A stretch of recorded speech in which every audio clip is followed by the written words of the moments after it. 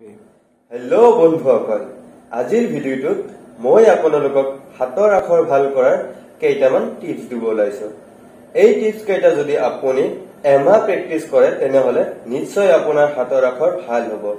যদি আপুনি এজন ষ্টুডেন্ট তেনেহলে আপুনি নিশ্চয়কৈ গম পায় হাতৰ আখৰ ভাল কৰাৰ কিমান ইম্পৰ্টেন্ট। কাৰণ পৰীক্ষাৰ বহীত লিখোতে হাতৰ আখৰ ধুনীয়া হলে পৰীক্ষকজন আকৰ্ষিত হয় আৰু নম্বৰ বেছিকৈ পোৱাৰ সম্ভাৱনা থাকে।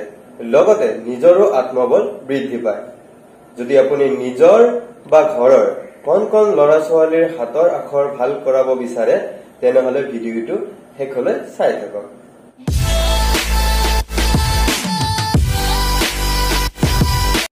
প্ৰথম পইণ্টটো হৈছে প্ৰেক্টিস, অনুশীলন। ইংৰাজীত এষাৰ কথা আছে, প্ৰেক্টিস মেক্স মেন পাৰফেক্ট। চাওক, মই যিমানেই আপোনাক টিপস নিদিও কিয়, যদিহে আপুনি প্ৰেক্টিস নকৰে আপোনাৰ হাতৰ আখৰ ভাল কৰাব নোৱাৰে। গতিকে যিমান পাৰে সিমান প্ৰেক্টিস কৰক। সদায় কমেও 15 মিনিট লিখাৰ প্ৰেক্টিস আৰম্ভ কৰক। দ্বিতীয় পইণ্টটো হ'ল, আপুনি যেতিয়া লিখাৰ প্ৰেক্টিস কৰিব কোনটো কলম বা কেনে ধৰণৰ কলম ব্যৱহাৰ কৰিব, সেইটো বজাৰত বিভিন্ন ধৰণৰ কলম পোৱা যায়। সেইবোৰৰ পৰা আপুনি নিজে বাছনি কৰিব। যোনটো কলম আপুনি ধৰি ভাল পায় বা লিখিবলৈ আপোনাৰ সুবিধা হয় সেই কলমটো ব্যৱহাৰ কৰক। আৰু এটা কথা মনত ৰাখিব, আপুনি ব্যৱহাৰ কৰা কলমটো সদায় একেটাই হ'ব লাগিব য'ত আপুনি কমফৰ্টেবল হয়। তৃতীয় পইণ্টটো হ'ল, আপুনি লিখোতে কলমডাল কেনেকৈ ধৰিব। যদিহে আপোনাৰ হাতৰ আখৰ সৰু কৰিব লাগে তেতিয়াহলে কলমডাল অলপ তলৰ ফালে মানে নিবৰ ফালে ধৰিব, আৰু যদি ডাঙৰ কৰিব লাগে কলমডাল অলপ ওপৰৰ ফালে ধৰিব। আপোনালোকে দেখিলে গম পাব সকলো কলমতে ধৰিবলৈ এটা নিৰ্দিষ্ট ঠাই দিয়া থাকে বা গ্ৰিপ দিয়া থাকে, তাতে ধৰি আমি কলমত লিখিব লাগে।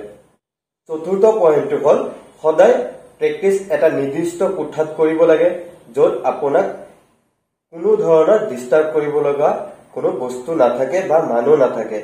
কাৰণ কোনো এটা বস্তু অনুশীলন কৰিবলৈ হলে আমি নিজক সময় দিব লাগিব আৰু সেইখিনি এটা নিস্তব্ধ ঠাইত হ'বলৈ ভাল হয়। 5 নম্বৰ পইণ্টটো হ'ল, আপুনি লিখাৰ সময়ত বাক্যৰ শাৰীবোৰ সদায় সমান্তৰালকৈ লিখিবলৈ চেষ্টা কৰিব। আপুনি যেতিয়া লিখা প্ৰেক্টিস কৰিব শাৰীবোৰ পোন কৰিবলৈ ৰোলিং বহী ব্যৱহাৰ কৰিব পাৰে বা ইংৰাজী লিখা প্ৰেক্টিস কৰোতে 3টা আঁচ থকা বহী ব্যৱহাৰ কৰিব পাৰে। পইণ্ট নম্বৰ 7, লিখাৰ সময়ত আপুনি সদায় পোন হৈ বহি লিখাৰ চেষ্টা কৰিব য'ত আপোনাৰ আখৰ ভাল হোৱাৰ সম্ভাৱনা থাকে। আপুনি যদি পোন হৈ লিখাৰ চেষ্টা কৰে তেতিয়াহলে আপুনি কলমবোৰ ভালকে ধৰিব পাৰিব আৰু লিখাৰ আপোনাৰ মনোযোগ থাকিব। তাৰ পাছৰ পইণ্টটো হ'ল, আপুনি কলমডাল ধৰোতে সদায় লাহেকে ধৰিব। কলমডাল বেছি টানকৈ ধৰিলে লিখাৰ স্পীডটো কমি যায়।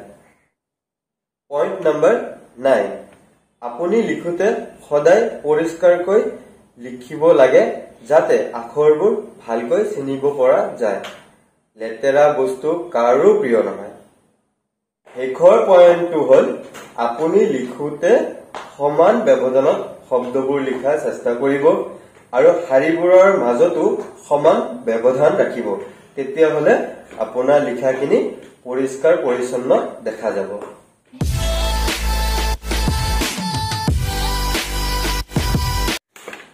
এই ভিডিওটো যদি আপুনি চাই ভাল পাইছে তেতিয়াহলে লাইক, শ্বেয়াৰ আৰু ছাবস্ক্ৰাইব কৰিবলৈ নাপাহৰিব। আৰু যদি আপুনি উপকৃত হৈছে আমাক কমেন্ট যোগে জনাব। আমি এনে ধৰণৰ আৰু ভিডিও বনাবলৈ চেষ্টা কৰিম। ধন্যবাদ।